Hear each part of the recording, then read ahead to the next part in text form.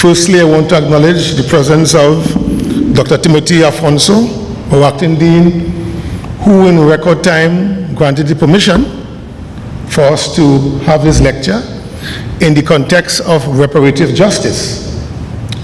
The issue of reparations for the descendants of enslaved Africans must not also be put in the context of reparative justice, but must also be put in the context of the decision taken by the heads of government of the Caribbean community in 2013 regarding reparations for indigenous genocide, the native people, and the descendants of African slaves. It's a topic that is very timely. Its appeal, its attraction has been gaining tremendous support globally, not only in the Caribbean, where CARICOM has charged CARICOM heads of government to engage civil society organizations in this particular context, but we have witnessed over the last decade or so institutions ranging from universities in the United Kingdom, religious orders like the Jesuits in the United States, acknowledging that the enslavement of Africans was a crime against humanity, and the issue of reparations is important.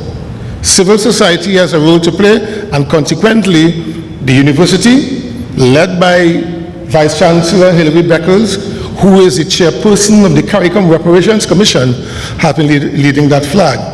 In a similar vein, civil society has a role to play, inclusive of the role of academia. We have an able presenter who I'll introduce later on, but to start the process, I want to welcome our hard-working acting dean, Dr. Timothy Afonso. Dr. Afonso, please.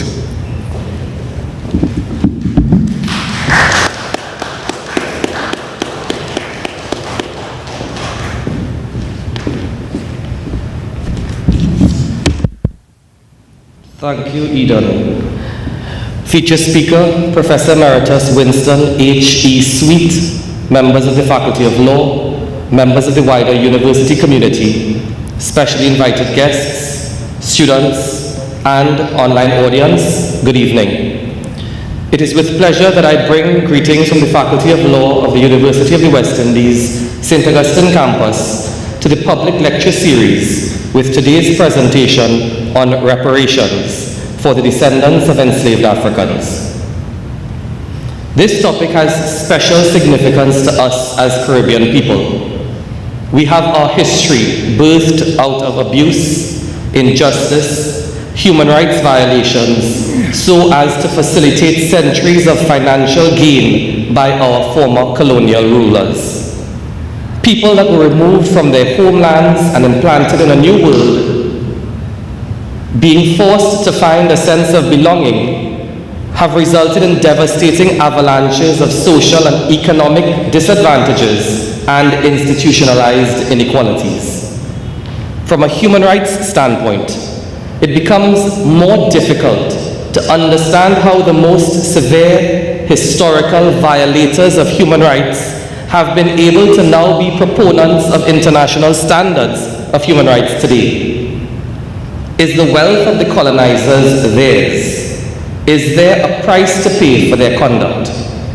Discussions on this point were formally started in July 2013 at the 34th regular meeting of the Conference of Heads of Government of CARICOM. The establishment of the CARICOM Reparations Commission, or the CRC, established as its main mandate, in its terms of reference, the duty to, and this is something Mr. Charles mentioned when he started, establish the moral, ethical, and legal case for the payment of reparations by the governments of all the former colonial powers and the relevant institutions of those countries to the nations and people of the Caribbean community for the crimes against humanity of native genocide, the transatlantic slave trade, and a racialized system of chattel slavery. This shows the multi-dimensional character of the issue. It is not a simple discussion, and it requires great dexterity to be able to unpack the live themes that undergird the issue of reparations. It will take someone as skilled as Professor Emeritus Winston H.E. Suite to do justice to this topic. and I eagerly look forward to his presentation. Thank you.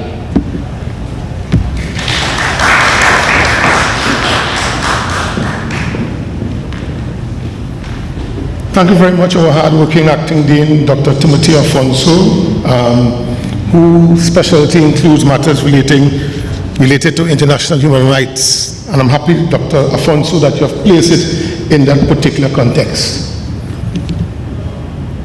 Without any further ado, let me bring on to you Professor Emeritus Dr. Winston H.E. Suite. Who is Dr. Suite? Dr. Suite is no stranger to the University of the West Indies. He earned his first degree in special physics at the University of the West Indies Mona campus in the 1960s. At the St. Augustine campus, he earned degrees in engineering at the bachelor's, master's, and at the PhD level. Also degrees in management and law at the University of West Indies related to engineering. Dr. Suite is an activist who has worked for most of his life in the service of the people of Trinidad and Tobago and the Caribbean. He has been appointed to various state boards, including Chairman of the Airports Authority of Trinidad and Tobago. He also served as chairperson of the National Trust, looking at our important historical archives, historic buildings, among other things. He is well known globally as a researcher in matters relating to construction engineering, with emphasis on concrete, among other things. He has not limited his research trust in matters only related to the profession of engineering, but has written and has spoken on matters relating to reparations and on other issues affecting our Caribbean society as we aim to build a civilization which would not belie the legacy bequeathed to us by our forefathers.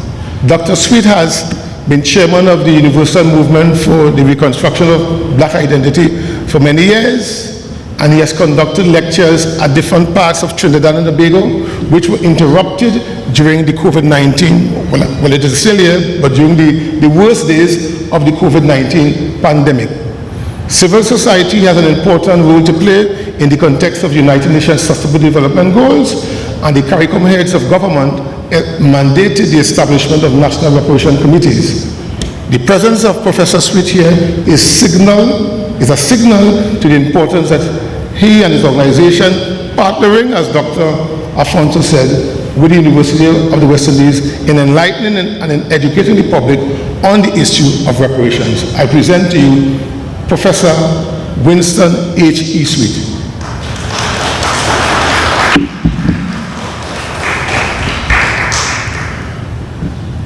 Thank you very much. I have not been in this room for a number of years. In fact, just last week I was in a building about 200 feet away from here. I was invited to give a guest lecture to the prize awards of the Faculty of Engineering. And they tried their best to make me cry, but I made sure I didn't do it, not in front of them at least. I'd spent a lot of my working life as an academic in this environment. In fact, I vividly remember coming here in the mornings to listen to Professor Julian lecture to us, and I would sit somewhere in that corner there. This class used to be filled, 120 of us, 20 new students and 100 new students and 20 repeaters. That's how the class was. But be that as it may, my task today, I wish to present the case for reparation for the descendants of the enslaved Africans in the main. And my lecture is entitled The Crime of the Millennium. When I first used the phrase crime of the millennium, some have asked me, why am I saying that? Well, I hope that at the end of the session, you too will be convinced as to the gravity and the extent of the crime to which I refer, and that it stands out clear and distinct from other crimes against people. And I hope that you will agree with me. So I begin to talk to students and staff of the University of the West Indies and remind some of you all how important this building was in 1970. This is the environment in which the awakening of students and staff and a lot of participation of the public outside of the university would come onto the campus to listen to and engage in free discussion. And this is why I ask you all today, the students, what has happened? What has happened? It seems as if we have gone to sleep. And this is why I would like to begin my talk by calling on the students, and possibly with the help of their staff, to first ask themselves the question, why is it that we do not have a center on this campus for research into all aspects of reparation?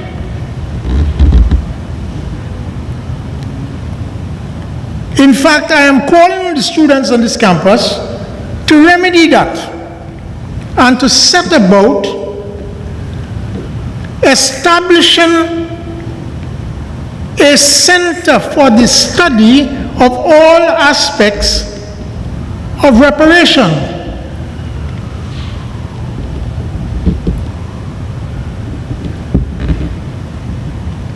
First, I talk about reparation for the descendants of the first people, whom we often forget. But to some extent, they may have done better than a lot of the other groups. I also hope that out of this exercise, if we are to get, in fact, a center to study the question of all aspects of reparation, that reparation for the first people of Trinidad and Tobago in the main would be on the front burner. The second issue we will have to discuss is the reparation for the descendants of enslaved Africans. And thirdly, the descendants of the indentured Indians. At an earlier lecture I gave about a month ago, I had to deal with that issue, and you all could find my position and my argument on the on our chat site, not our chat, on our site.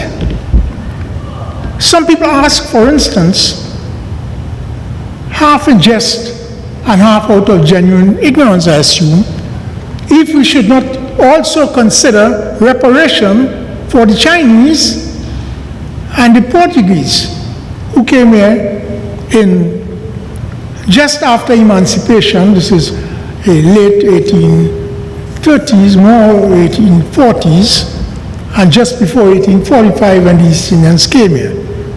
There were those two attempts to replace the fall in numbers of African slaves, and I assume it was more than that. It was partly to weaken the argument or the case or the struggle of the newly emancipated Africans in demanding the end of that apprenticeship that was intended to go on for 10 years, and they were able to get it to only go for 4, from 1834 to 1838. But also to increase the bargaining power of the plantation owners. Those two groups soon realized or decided that they were not interested in laboring in the fields. And they set about setting up small business. And they have been quite successful at this. And they do not ask anybody anything about reparation. So basically, it is the first peoples, the descendants of the enslaved Africans, and the descendants of the indentured Indians. And I dealt with that in some detail.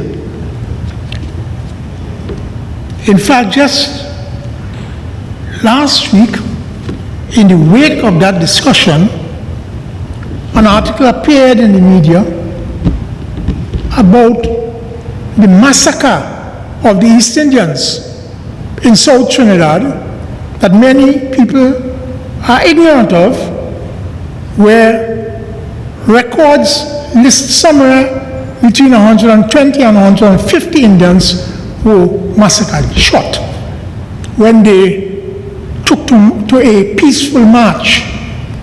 That is the most well-known of the exercises for which there is a serious grievance and for which nothing has been done. But it's more than that when we talk about reparation.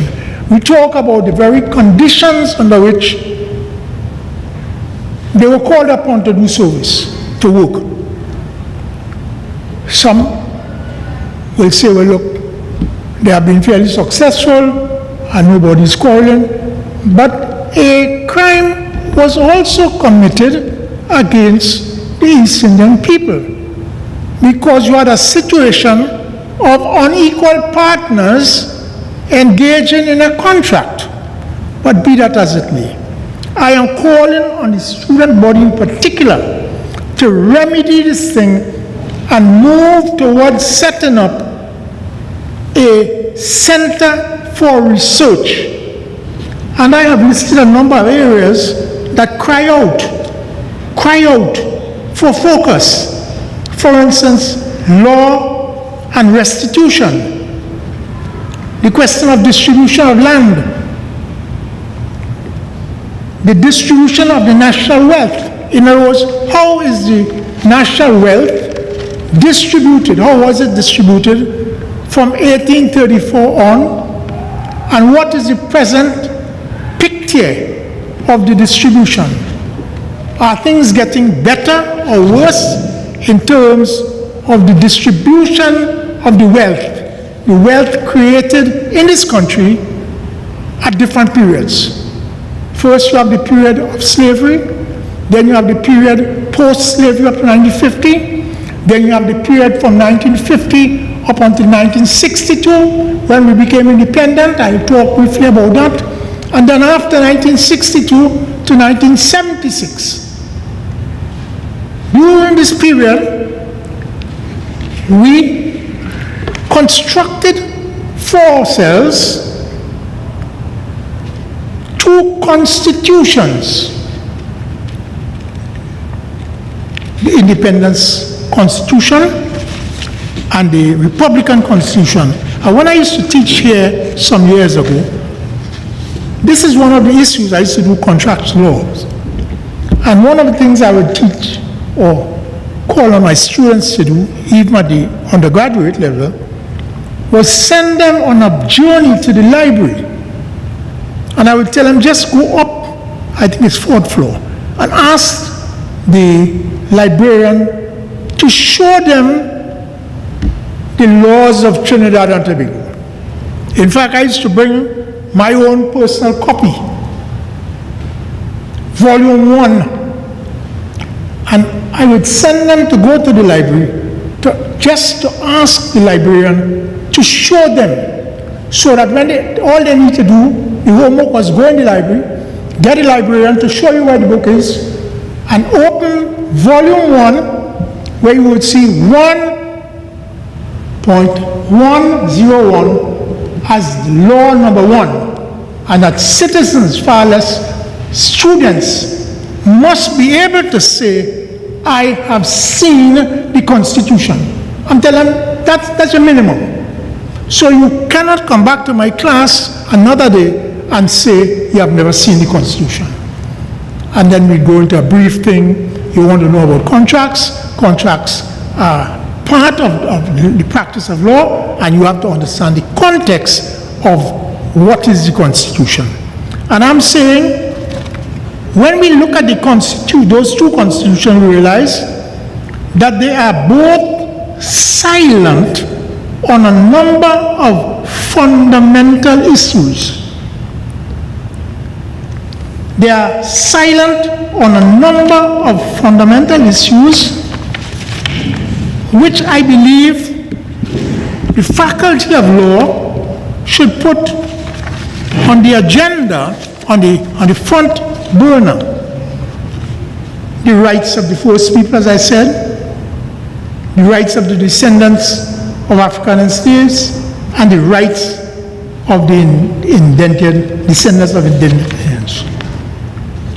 And I'm saying these rights were not discussed or entertained when we were busy talking about independence. When we journeyed to London to talk about independence, I wondered how come these brilliant men, fired up at the time with independence, never discussed the obligation of the British government, who were on one side of the discussion as to their obligations. And they seem, in retrospect, so eager, as we say in Trinidad, to cut and run. They cut and run, and they left the government with a number of issues, and the government is at fault. I will deal with that in another paper. In other words, those issues were not dealt with in those two constitutions. And therefore, let me share with you what I will deal with here and what we have been doing in terms of the struggle for reparation. Our present strategy, that is the organization for which I lead, has divided the work before us into 3 parts. What I call the national platform, that is local arena, and the main task is education and awareness, because there are a lot of people in the society who ask, "Oh, you want reparation? That's an old thing. It's gone a long time. Move on." Then there are those who say, "What you want? How much money you want?" And you get all these statements, some of them very innocent, but reflect difficulty in some of these people's mind. And therefore, my position is that we have to deal with those problems in the society. We have to deal with the problems in the society of those who feel that it is not justified, that it is too difficult to pursue, or that is opening up a can of worms. It has happened too long ago. Well, I've dealt with some of these long ago issues on other presentations. But I'm saying education and awareness is what we are doing. And in this respect, we have had 2 public lectures outside, one jointly with the Anglican Church and the Promenade in San Fernando, and another was in St. James, again with the Anglican Church. And lo and behold, what happened was COVID came, and COVID put an end to our work, which we have resumed. And the resumed lecture was done 2 weeks ago in Princeton, in the church hall again with the Anglicans. And we have a series of other sessions that we are engaging the public in dealing with what is our national position, what is our regional position, what is our international position. So education is our focus. I mentioned the regional platform. The regional platform is mainly through CARICOM. And Mr. Charles raised the issue about I hope you all would have seen that document, the document that represents the CARICOM position, a 10-point plan. I work with these things, I have them somewhere, I'll show you later on. And I believe that it's an important document for us. It's an important document, a starting document, because that is what is guiding both the individual governments in CARICOM and the people of CARICOM, and from the individual governments, they are charged with developing national policies and setting up and strategies and setting up a national committee. So there is a national committee in Trinidad. Not only that, but it has mobilized and worked closely with the University of the West Indies so that, in a sense, the leading voice in the region for the CARICOM initiative is in fact the University of the West Indies. And out of that, I say that their main focus is solidarity and mobilization. Mobilizing the entire Caribbean region, and of course, liaising with the non-Anglophone Caribbean, with which we have been very silent. And the third platform is what I call the international platform. And the international platform,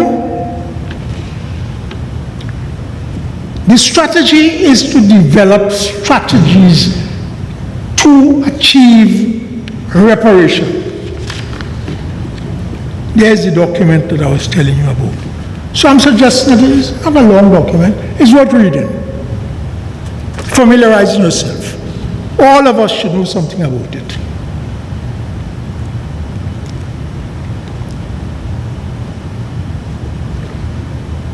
I'm going to pause at this point and introduce some stuff.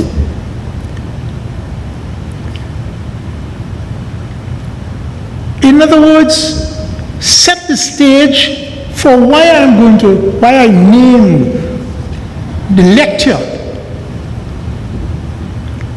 the crime of the millennium.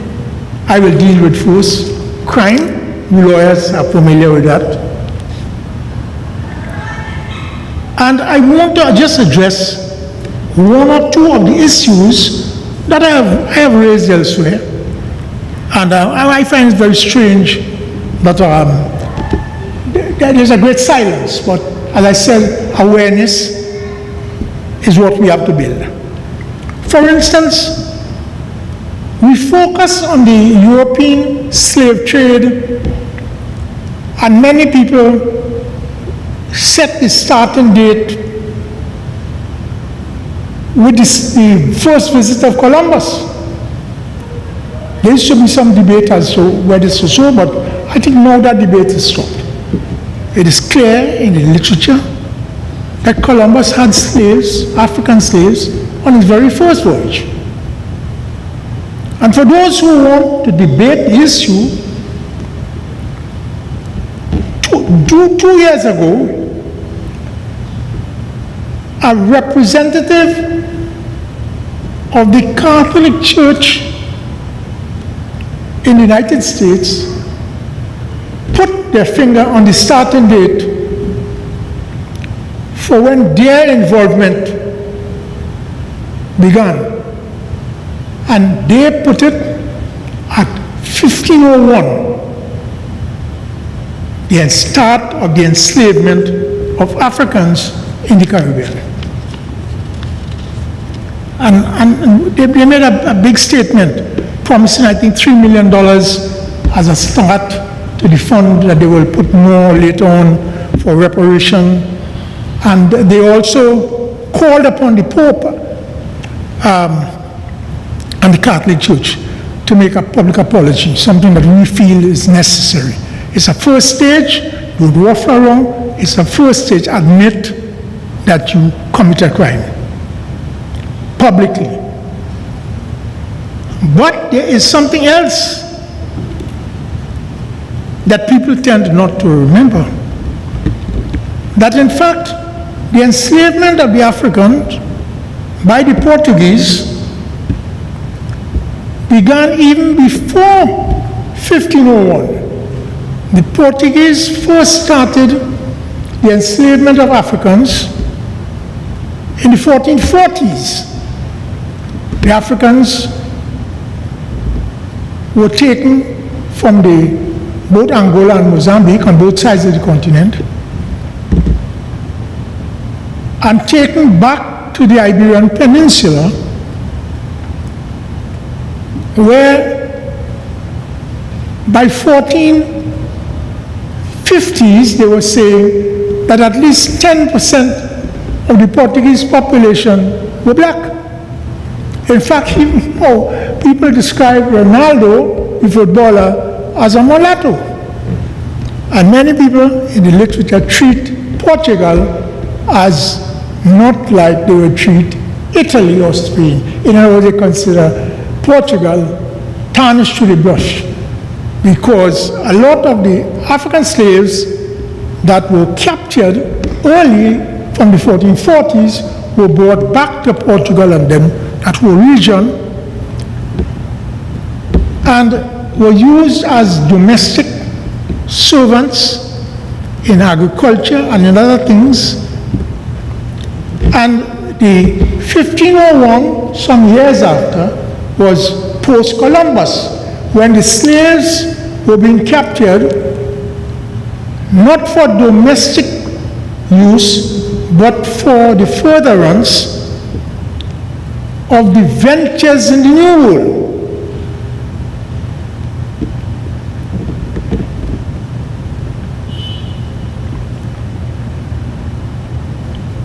Now there's an interesting part that also is a bit disturbing.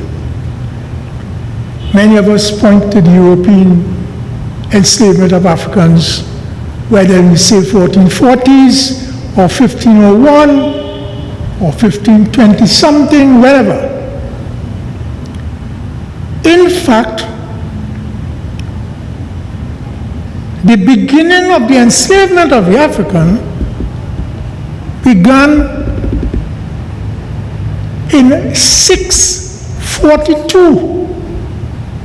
Soon after, within 10 years of the death of the Prophet. And if you go in the literature, you would find that while we are told that roughly somewhere between 15 and 20 million Africans were taken from Africa on that transatlantic voyage, of which roughly 10%, somewhere between 1.5 and 2 million, died in the so-called passage that a lot has been written about. But when you go into the literature, you would find, quite coincidentally, the total number of Africans that trekked across the Sahara moving north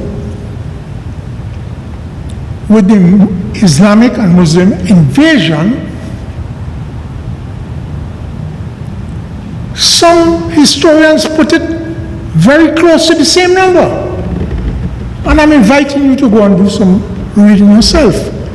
In other words, roughly 15 to 20 million Africans made that crossing. And roughly 10% of them died along that desert as opposed to the watery grave. You start to see a picture of enslavement. 642, years before the European came.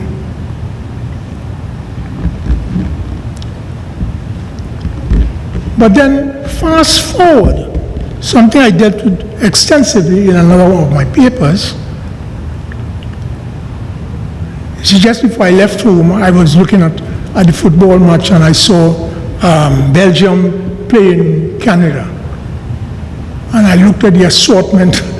I'm looking at the colors, the skin colors, hair textures of the two set of people playing. And easily, this team could have been from there and that one from there.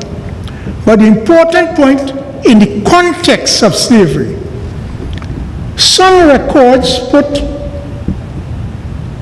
the death of Africans in the Congo under Leopold at somewhere between 5 and 10 million Africans that died. And around the same numbers were enslaved. The enslaving of Africans in Africa by Leopold. So we have a picture of enslavement that didn't start in 1492.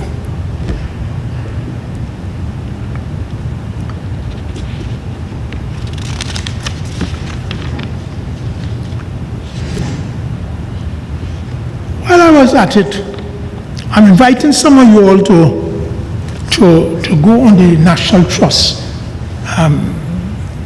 Mr. Charles mentioned that I used to be the chair of the National Trust in Trinidad for some time. And after I left, they asked me to do a paper presentation for them.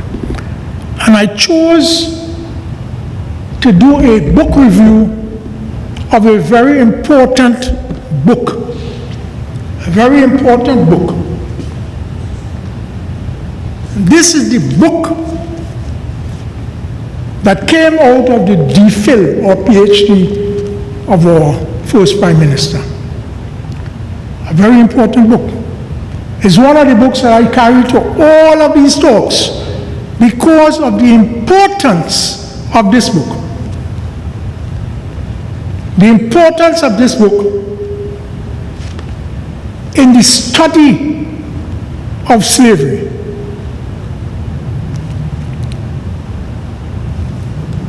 While there's a lot in Williams's research that is groundbreaking, and I would not have liked to be in England in 1938 doing a PhD in Oxford on that. Possibly you should have been doing a PhD on maths or some other subject that wouldn't offend anybody. But could you imagine you doing a PhD trying to debunk the reasons given, and he lists all of them, for the ending of slavery and the slave trade. He first pointed out, one of the first people to do that the slave trade ended in 1809, not because of benevolence or internal turmoil in the minds of the Quakers. While that may have existed, it was not the dominant factor. And he points out very clearly, as a young man in an alien country at that time, that in fact the slave trade officially, legally ended because it was proven uneconomic. It took many years for the scholars to admit that. And then he also pointed out, which was even more groundbreaking, that emancipation came to the British group because slave labor was proven uneconomic and the whole apparatus of slavery. And I did an extensive review of that because I felt it was important not only historically in the struggle of emancipation, but one of the areas that I took up as an engineer, looking at the impact of the industrial revolutions in Europe and how those revolutions played out to the present day and their relevance to the present day. I have spent more than 30 years pursuing that as an engineer, looking at the question of technology. And it is in this context that I was forced to go and take up Williams' thesis again. And I did that study, which is also available, the presentation. But the issue that I want to talk about is that there was one thing that I did not agree with Williams on. I did not agree. Williams made a serious blunder. A serious blunder. The question was,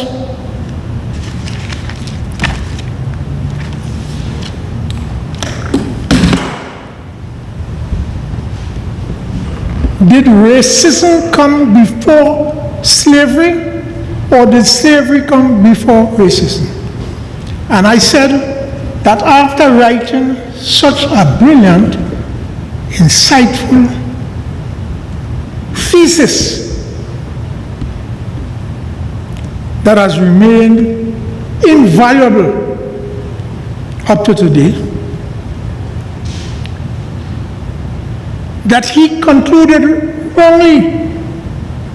Williams clearly states in, I have it underlined here in his one of the chapters where he lists a whole chapter to it. His argument, very faulty, was that racism came after slavery.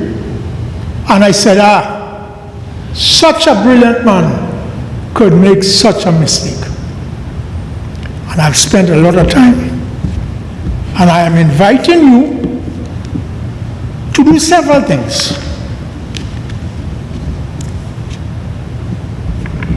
That in fact, even as Williams points out about the papal bulls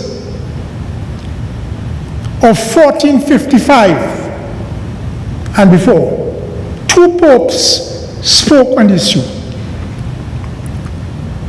The first was when the Pope decided that all infidels could be enslaved. It is unambiguous. The Catholic Church cannot dance out about it. It is there. What they have to do is admit that and deal with it. In fact, racism, in other words, racism is a division or a view of a group of people who you focus prejudice on, not for anything that they have done or not done, but purely and exclusively on certain characteristics, external characteristics that differentiate them from other people.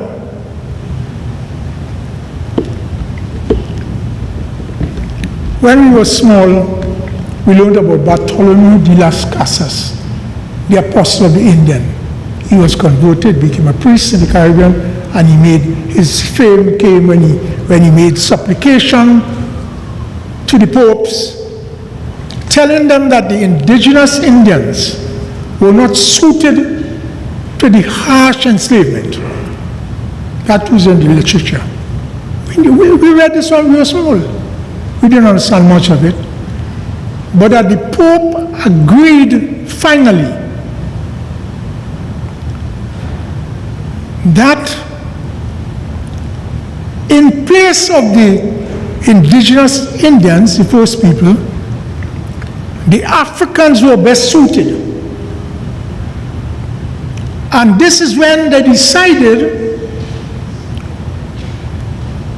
because the Indians were dying from diseases as well, and they were not working and all kinds of other things, and they decided officially, with the best of the Pope, they will turn to Africa as the Portuguese had been doing before.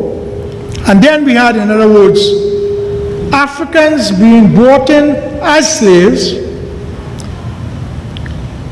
And one of the things that Bartholomew de las Casas submitted was the question of ensoulment, a very topical issue in America right now when we talk about ensoulment and when does the soul enter the body.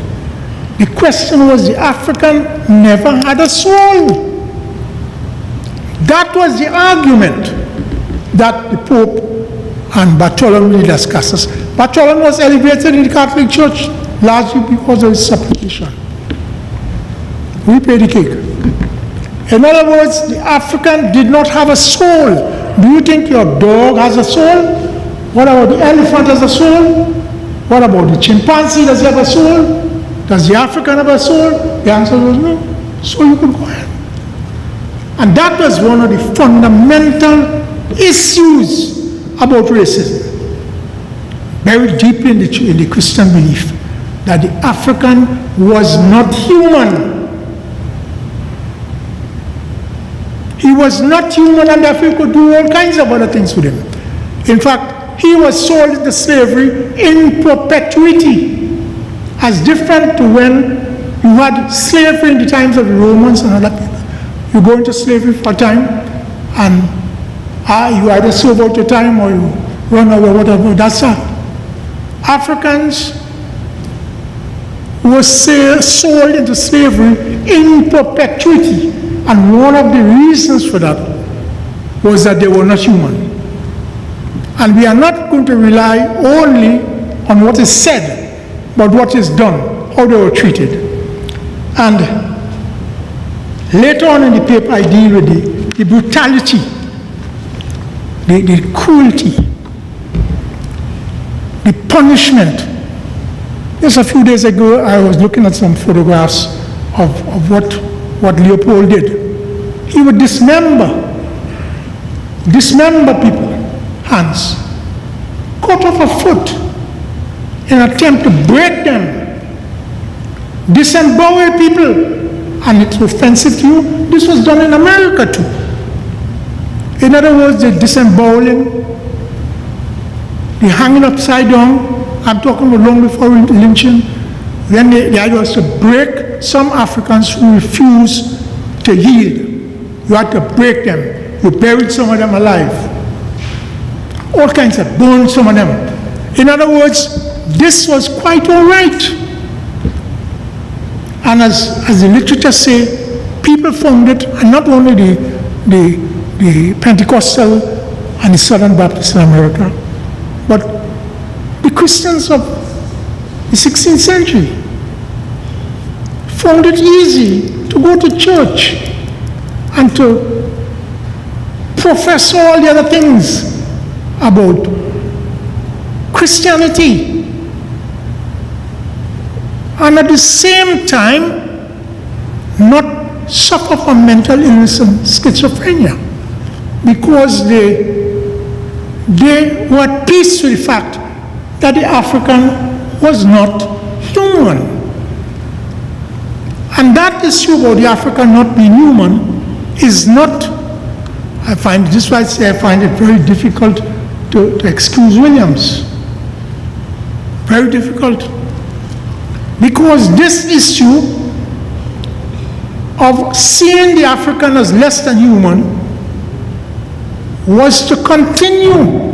In fact, all in the 14th and 15th century, you would have Africans on display, and the literature has where universities in England had black boys to be their cadavers. The one case of a young black fellow who used to be in America, he was used in the medical schools. And one day he couldn't take it anymore, he went and committed suicide. In other words, the African was on exhibition, stripping naked, on exhibition in the streets and in zoos and play parks and all kind of amusement parks. In other words, that is, you treating a thing like how you have a monkey or some other animal that jumps and nothing carries on like that. So I am saying this was going on long before 1938 when Williams was writing his scholarly book. Racism existed before slavery. In fact, we won't have time to go into all of that, but when we think about the brutality and the nature of the crime, in 1619 and beyond in the American experience, or in the Caribbean, you have to ask yourself, how could these people have been going to church? How could they have been saying their prayers? It's obvious that they did not see the African as human. My point is that they didn't think that they were doing something wrong. In fact, I invite you to go and read your Bible, as most of us grew up as fervent young students in one of the Christian churches, and they talk in very confused terms about the Son of Ham. The African is supposed to have descended from Ham, who was cursed because he went and looked in on his father's nakedness and laughed. And he was punished. His father was drunk, naked. Different books say different things, but just naked. And he came in with another brother, saw his father and laughed. And the other brother came and covered his father's nakedness and laughed. We are the descendants of Ham. In other words, slavery was justified. During slavery, and even in the time of the civil rights movement, slavery was justified in America. It was justified throughout that period by men of God, at peace with the religion of Christianity, who saw no problem with the enslavement. And therefore I'm saying Williams made a serious error by saying that racism came after. In fact, I'm just going to point out to you that the issue of denigrating the African goes way beyond that. We can't deal with that here today. But it goes as far back as the period when we tried to describe the Greeks as the authors of civilization, as if Egypt did not exist, and when they were called, what happened? We have that book about Tutankhamun, very popular. In fact, because of him, a lot of us people know about Egypt. The boy king, when he died, somewhere around 1300 before the Common Era, 1300 years before Christ. And the embalming that was done on Tutankhamun, 1300 years before Christ, revealed the extent of the development of the Egyptian civilization. Not only building massive monuments 3,000 years before Christ, or developing mathematics. They developed pi at the same time as the Indians did it. We still talk about the father of medicine as the Greek. And we talk as if Egypt, well, the first thing is when the debate started in the early 18th century. The first argument was that Egypt is not part of Africa. Egypt is part of the Mediterranean. Take a look at the map and see how foolish that sounds. But what you had is an attempt to discredit the African. Then they said the Egyptians were not black. And I suggest go and read the literature, history, or go and look at some of the tombs, and you'll see the existence of the Nubians in the Upper Nile. So I am saying the doing of a job on the African is old. In fact, some few years ago, that issue has not stopped doing a job on the African. I remember buying this book, it might have been around 1990. Allegedly a very scholarly work, The Bell Curve, is one of these books of quasi-science, IQ discussion. Quite a sizable tome to argue that the African was inferior. Very interesting. This is 1990. So the doing of the job on the African, that he was not human or he was less developed, has been going on before. In fact,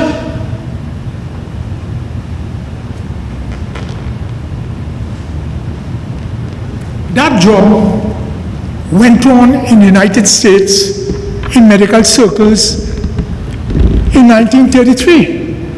Some of you all might remember or know of the Tuskegee syphilis experiments that were only stopped somewhere in the 1960s when someone squealed on it. What was going on? This is in some of our lifetime, 1960s, not so long ago.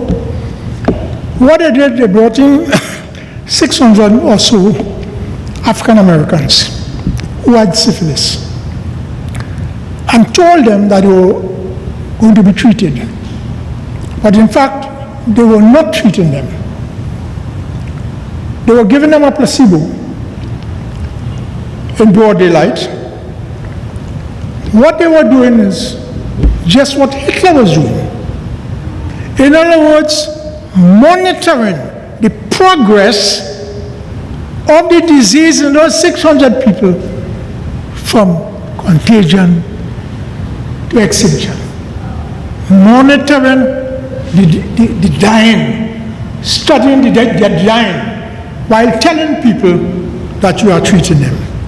It was very embarrassing because many years after, the project had to be brought to a halt. People couldn't believe that this was still going on. But there were a number of other cases like that, where there was one particular case I was reading about recently, where a woman suffered from I think it's either cervical or breast cancer. And what they did, this is modern medicine in America, still along the line that the African is different, he's not human, you could do whatever you want to do. His skin is different. They used to teach this in medical schools up until recently. Medical schools in England were teaching students that the African skin was thicker. And since it was thicker, he was less susceptible to pain.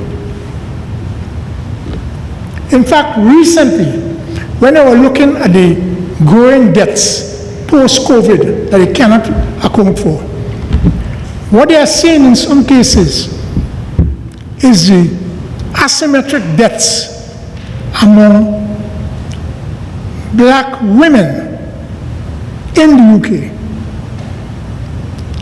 In other words, the idea is that the skin thicker, they don't feel as much pain, so when they ball, you don't have to worry about them. And therefore, they will not be attended to. This is current, this is now as we talk, being published. Racism in the 21st century. Racism came before slavery. So, I believe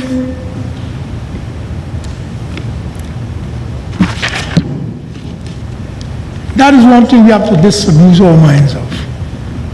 I told you all about the different enslavement things. I'm waiting to hear. I won't hear, honestly. I have never heard this from a Muslim. No Muslim in Trinidad has ever engaged in my presence in the discussion about slavery and the enslavement of the African. We have to discuss that. It has to be discussed.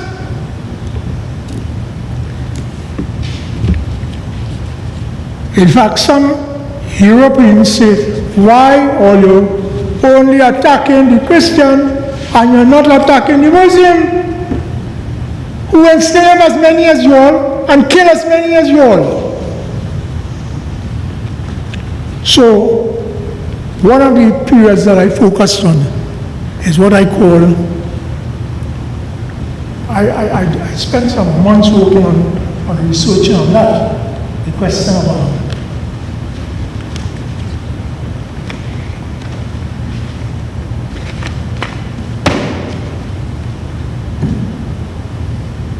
I call it Afroensis Africanus, Islam and its penetration of Africa.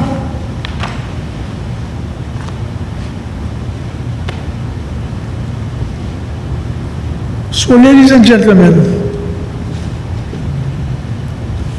the question of reparation is a complicated one for us. Some scholars have attempted to differentiate how do we treat Islam's penetration of Africa and Europe's penetration of Africa. Are we to treat Islam as different from Christianity in Africa? Because let me tell you,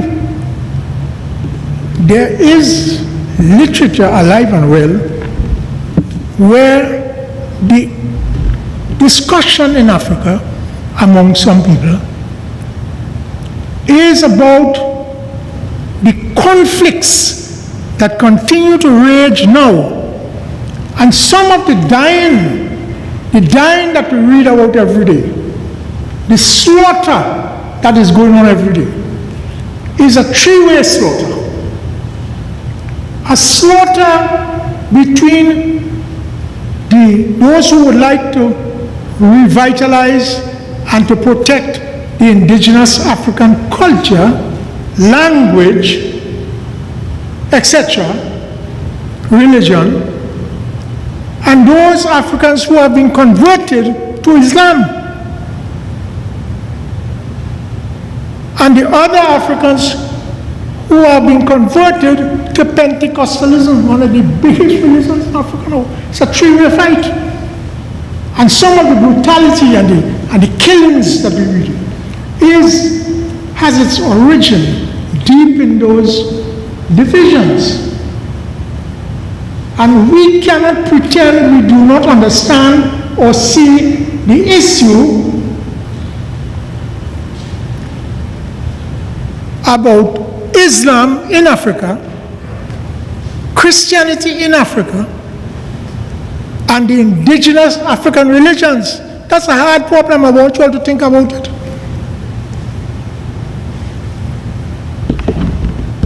Are we to treat Islam different? Are we to say, well, look, Islam has been there longer?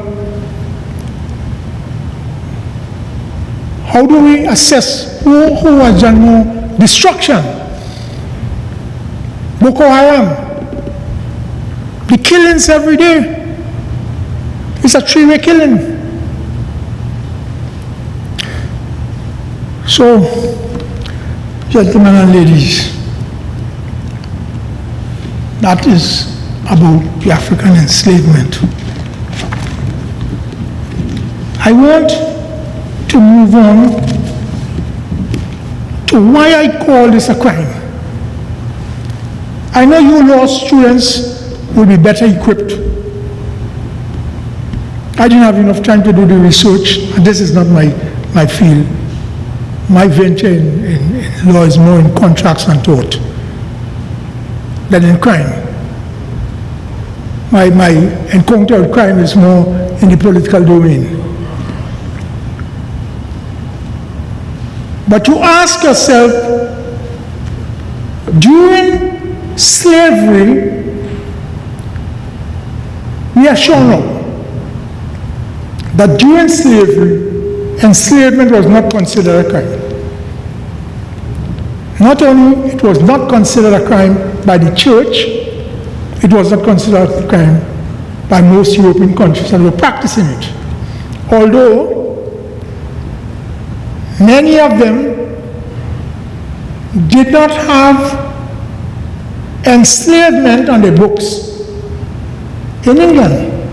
In fact, when you go through the literature, in the 15th, 16th, and 17th century, there are a number of cases, well-known cases, that African slaves took to the English courts and won. They haven't been taken to England in particular by their slave masters for whatever reason. And when they reach there, they decide, well, look, I am not a slave anymore. And they run away. And there are a number of cases where they won their freedom because slavery was not permitted in England, but it was permitted in the Caribbean up until 1824. And slavery was going on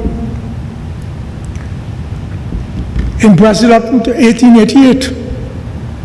Cuba and Dominican Republic, 1895.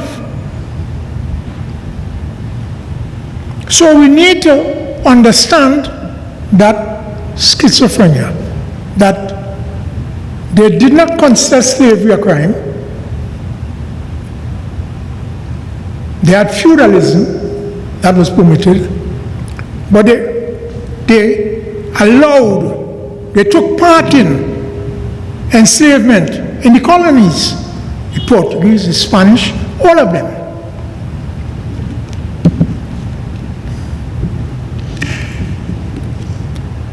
So the question we must ask, if it was not a crime on their books, in their country, it was not a crime in their colonies, on what grounds are we saying it's a crime? Because many of the international bodies human rights organizations, UN, etc., in fact, are calling those things retroactive crimes. And they say, you were pretending. You were pretending because it's convenient. But you had to know that it was wrong. So, I invite you, law school students, to look at the Offenses Against People Act and a number of other things that describe very clearly what was going on during slavery: beheading, killing, raping, all the other things.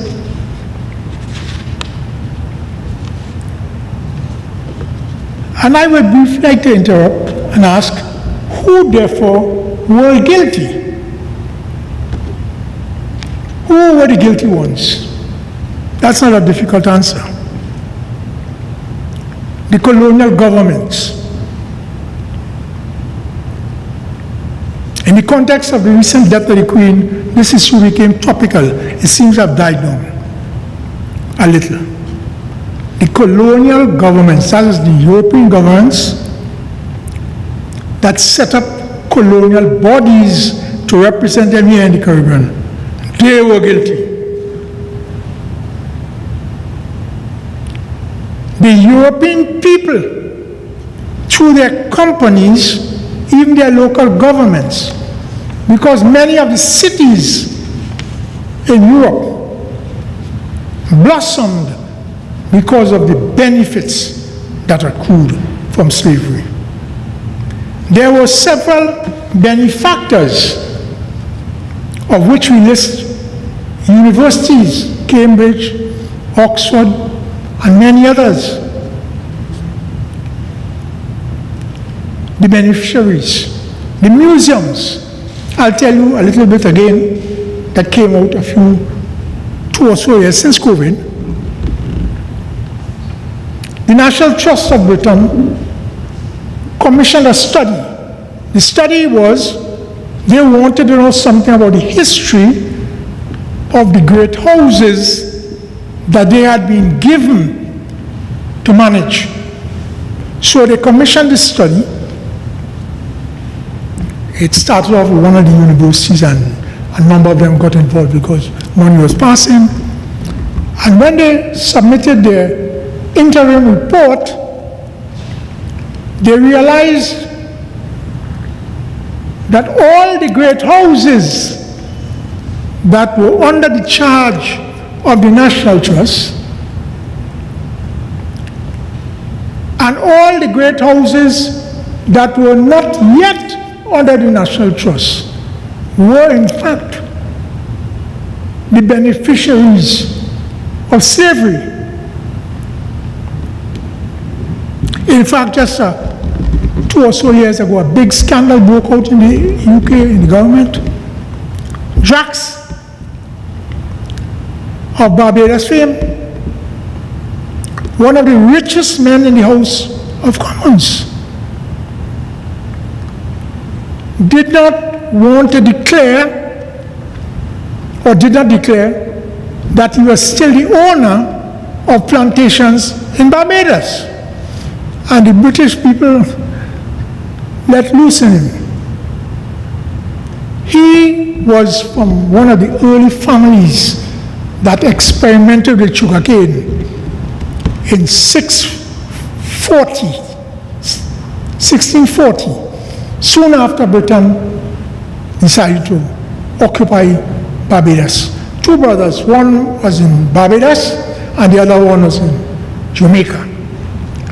And in fact, they were some of the original authors, not only of experimentation of sugarcane, but experimentation of slavery. And they pointed out, he was in the media for a number of months, not only in the British media, but in the Caribbean media, because not only of his refusal to pay tax in Britain, but him being an old, venerable family that had gained much wealth out of much evil. So I was telling you about the National Trust. So the National Trust immediately tried to shut down the project because it was a can of worms. They were seeing all their great houses, not only those that had come to them, but others that had not come to them yet, were the beneficiaries. In other words, this question of how extensive the question of ill-gotten gains out of slavery had been in Britain was fantastic. Now, so we talk about the beneficiaries, the museums.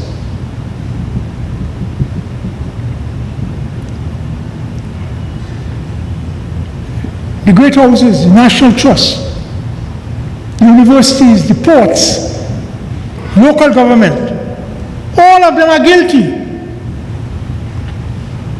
And more recently we saw the question of the royal families, because the royal family owned the ships that were involved in the slave trade.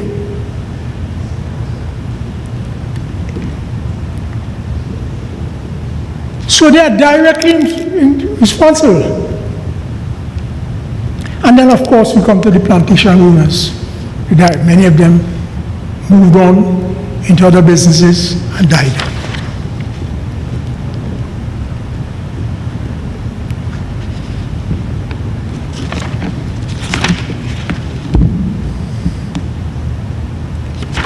I said that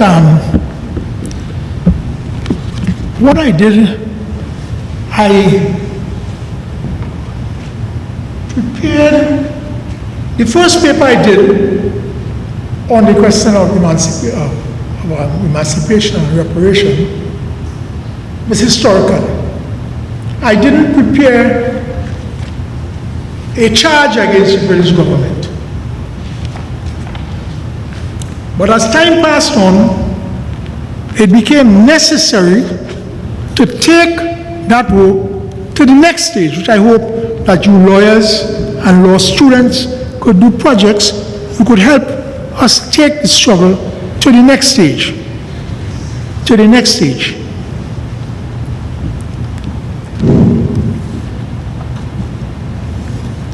I prepared here what I call the demands for reparation. First, a public admission by the British government of its culpability for conspiracy in and subsequent implication of the transatlantic slave trade.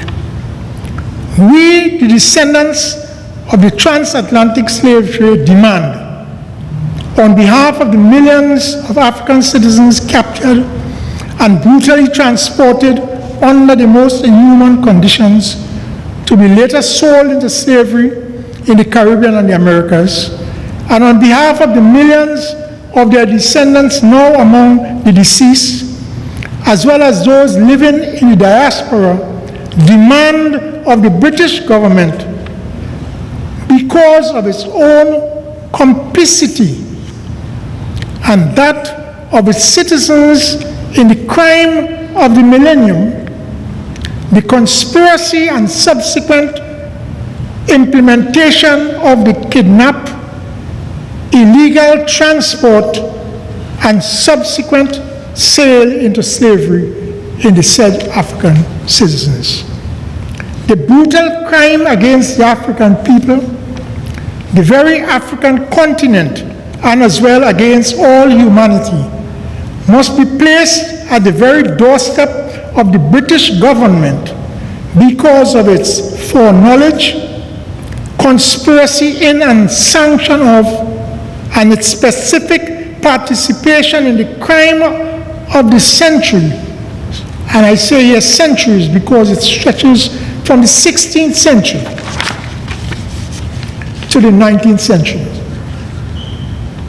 British citizens knowingly continue in the illegal trade long after it had been deemed illegal by the British Parliament in 1808, and that the practice of African enslavement was to be continued by the British citizens in the Caribbean and in the Americas for several decades after, until emancipation in 1834.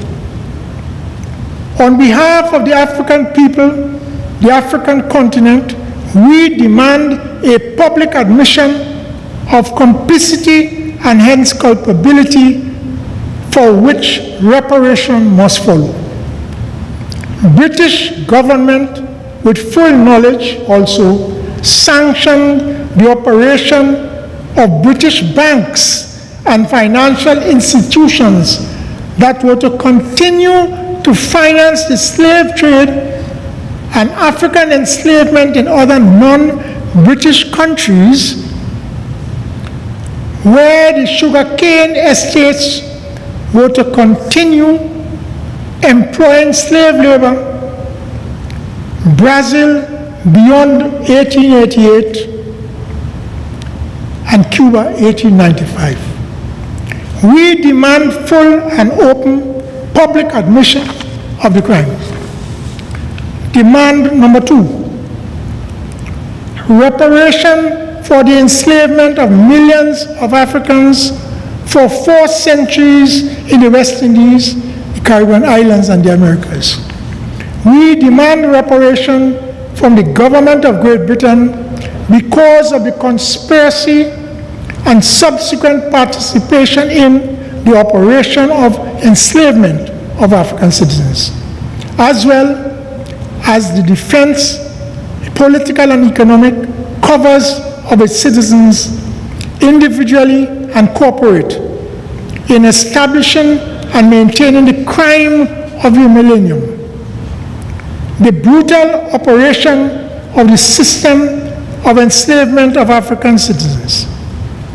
The system not only subjugated the Africans to transportation in chains and shackles, but all forms of cruelty beyond imagination, where husbands were separated from wives, parents were separated from children. The Africans were subjugated to all forms of punishment of the most sadistic extremes: limb dismemberment, being burnt alive, branding, burial alive, hanging upside down, decapitation, all as an example to stifle resistance and rebellion. We demand on behalf of the millions lost at sea, or those who chose suicide instead of enslavement, inhumanly being hours of work, which invariably resulted in extraordinarily short lifespan, as slave men seldom grew old. Reparation, we demand. Reparation for the lives stolen by the enslavers. We demand compensation as monetary reparation. Demand number 3, refusal to pay reparation at the point of emancipation or at any time after to the descendants of the emancipated Africans. In other words, they did not pay reparation on emancipation or on independence in 1962. They cut and run. The British government did not pay reparation to the enslavers. Did pay reparation to the enslavers on the loss of their property. And some of you remember that I think it was 2015 when the British government finally closed off the debt, the loan, because they had borrowed money to pay off the plantation owners from 1834, when that was agreed, to 2015. That's for those who want to say that our case has gone on too much and we shouldn't be looking back at that. What we say, the banks have been looking at that, and the British government have been looking at that, and they have been paying. We, the descendants of the enslaved Africans, demand reparation for the long, inhuman, brutal period of enslavement of our African ancestors and the denial of their fundamental human rights. We never received land to begin a new life. Neither did we receive reparation for a debt long owed because of being the victim of a crime of the millennium and of a crime against humanity. We endured possibly the most cruel, the most brutal, the most inhuman example of enslavement in human history. Over the years, whenever the question of reparation to the descendants of the African enslavement for the enslavement of millions of the ancestors, the British government has contemptuously rejected the issue. One British Prime Minister a few years ago said that is a irrelevant issue. The British government has never to this date admitted culpability. The British government, it has never admitted to the crime of the commission of the transatlantic slave trade and the subsequent enslavement of millions of Africans in the Caribbean islands, their largest New World colony in the United States and Canada. The British government has never admitted culpability for participation in the transatlantic slave trade or the involvement in the enslavement of millions by way of the British plantation owners from 1630 in Barbados and 1655 in Jamaica to 1834. It is for these two crimes and the subsequent colonization that we, the descendants of the African enslaved, now demand reparation. In this respect, we demand monetary reparation. Demand number 4, reparation for continued colonial abuse after emancipation and the refusal of the British government to pay reparation to slaves and their descendants. The British government chose rather to pay reparation to the enslavers for the loss of their property.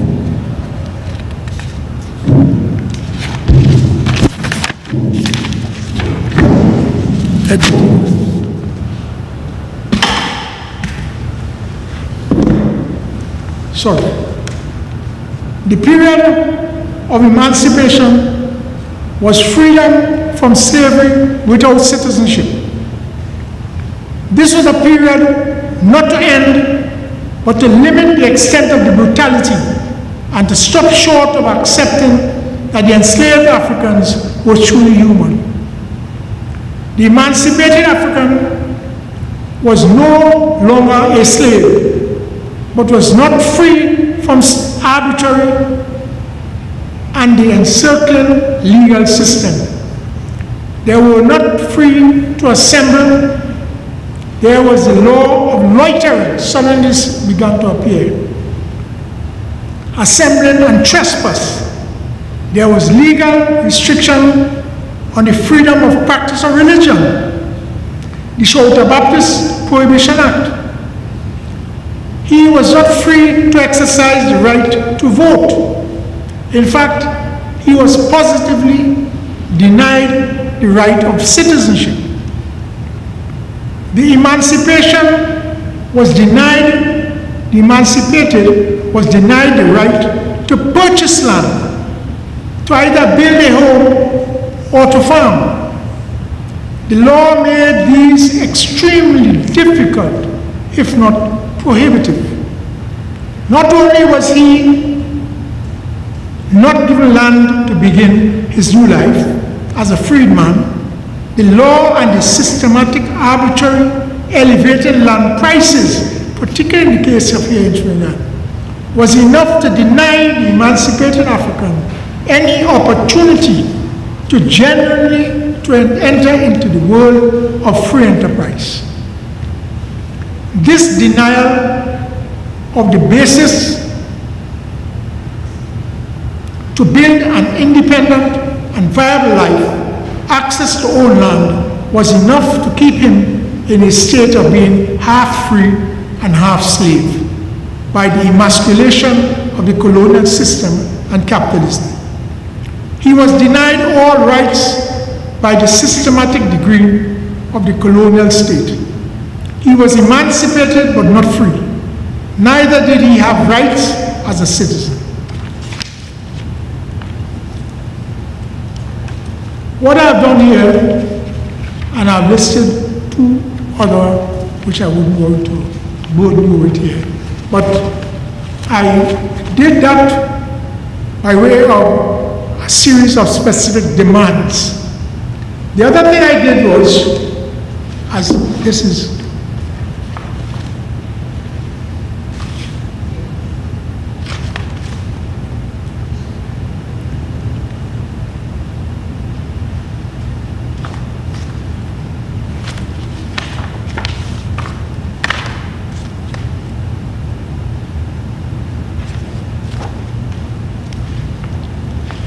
I prepared a similar list of demands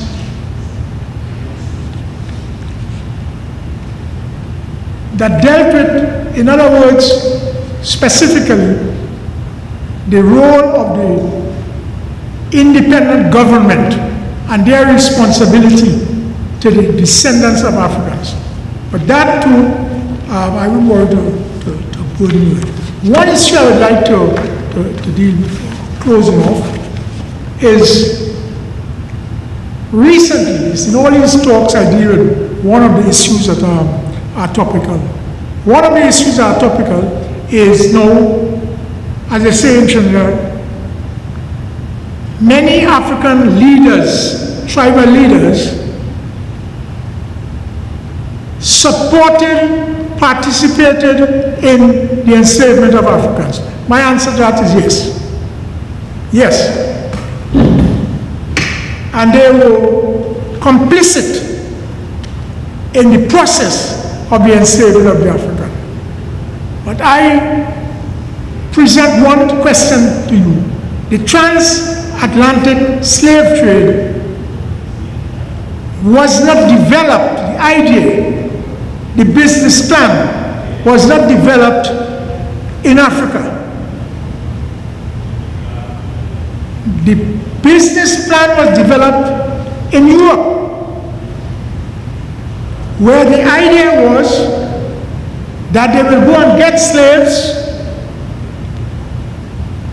and these slaves will be transported by ships, and they will be sold in the Caribbean or the New World. That whole process, the business plan, the Africans who were complicit, who aided and abetted and assisted, were guilty. But they were not the authors of the problem. They participated in it. In fact, no sooner that they did their share of handing over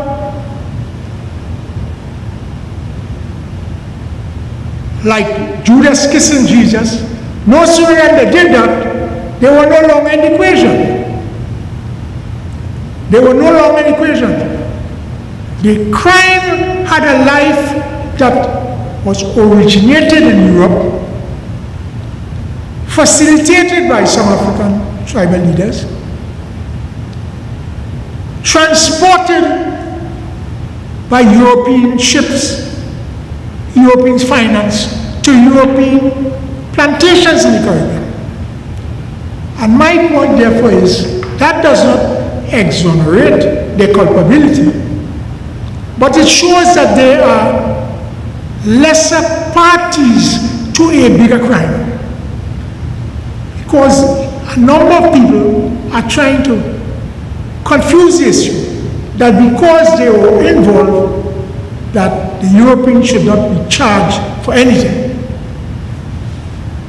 In fact, this is a very dangerous counter position that we have to deal with, and we have to present the facts of this.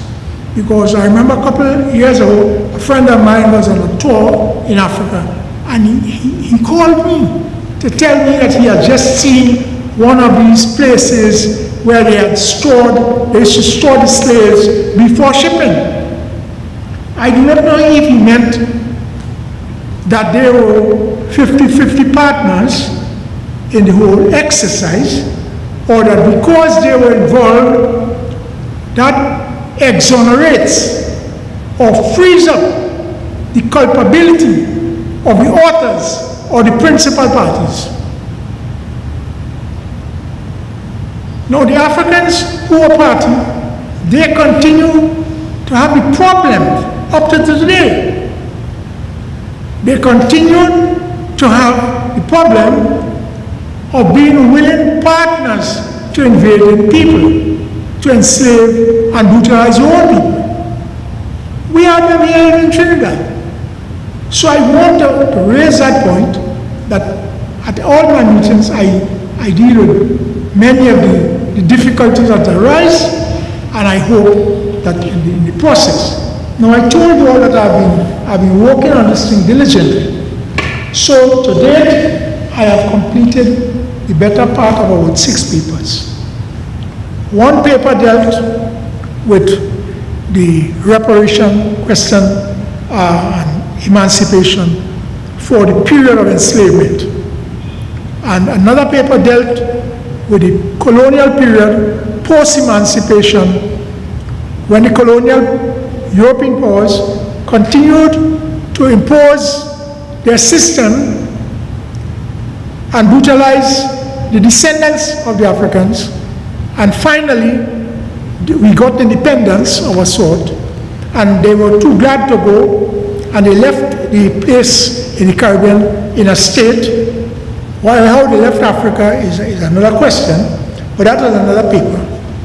The third paper I did was to look at the question of the devastation of the transatlantic slave trade to Africa itself. And I suggest to you all that there is a book written by one of our West Indian scholars, Rodney, and anyone who's seriously interested in understanding reparation. This is another book I believe that we have to pay attention to.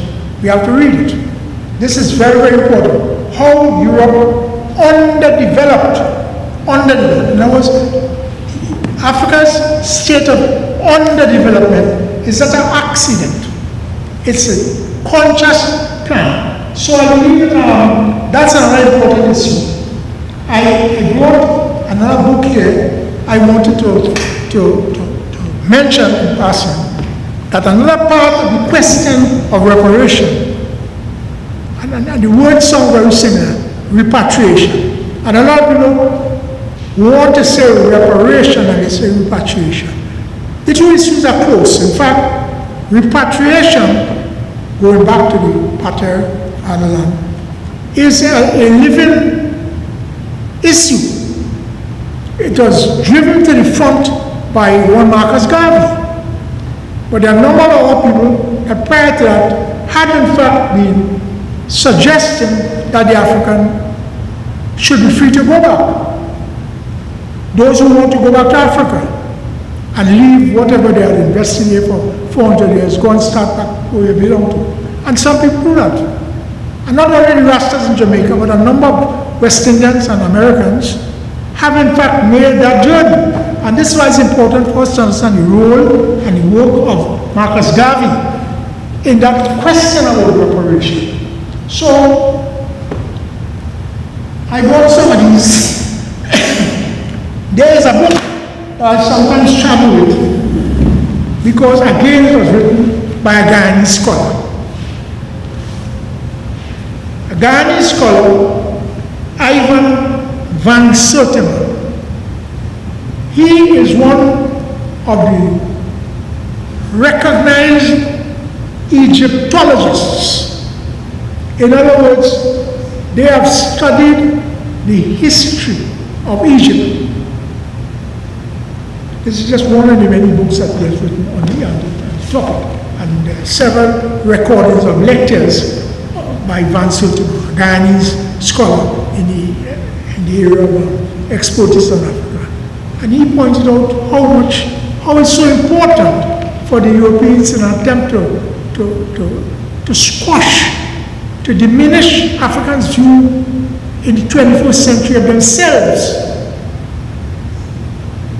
And that part of what we have to understand is to understand our connection with Egypt, Ethiopia, and we have to understand the historical invasion of Islam in Africa. So I think it's reasonable we could stop. And if anybody would like to ask any questions. Yes, the audience, both live here in person and also online. And we have heard a very lengthy and a very involved lecture by Professor Suite, tracing the origins of the enslavement not only of persons of African descent, but also others who have come to this part of the world called the Caribbean, who have been victims of racism and other forms of servitude, whether it's indigenous genocide or indentureship and so on. And we have until 8 o'clock when we'll have to depart these premises. And if there are any questions, Professor Suite would be willing to respond to your questions. I know there are a number of comments on the chat. I've been following the chat online while Professor Suite was delivering this live lecture. But we'll start with the audience that is present. Any questions from the audience? Either questions or comments you want to make?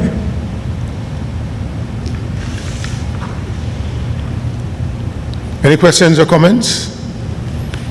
I want to thank some of my students who are here. Some have already left, and a former student of mine, Shiva Baliram, thank you for staying. Others have left. Examinations are very soon. Any comments? Mr. Williams? I saw Marvin, yes? Not at the moment. Or you've changed your mind. Yeah? So I guess the presentation was very thorough, and the Deputy Dean unfortunately had to leave because he had another pressing engagement, the Acting Dean, sorry. And if there are no comments or questions, I want, on behalf of the Faculty of Law, to thank Professor Emeritus Dr. Winston Suite for being here with us, serving also in the capacity as Chairman of the Universal Movement for the Reconstruction of Black Identity, for bringing the lecture series to the University of the West Indies, consistent with the mandate of the CARICOM heads of government in 2013 to seek reparations from the former colonial masters in Europe on an issue which is not dated. Slavery has ended, but the question of reparations as a form of reparative justice continues to be important to us as Caribbean people.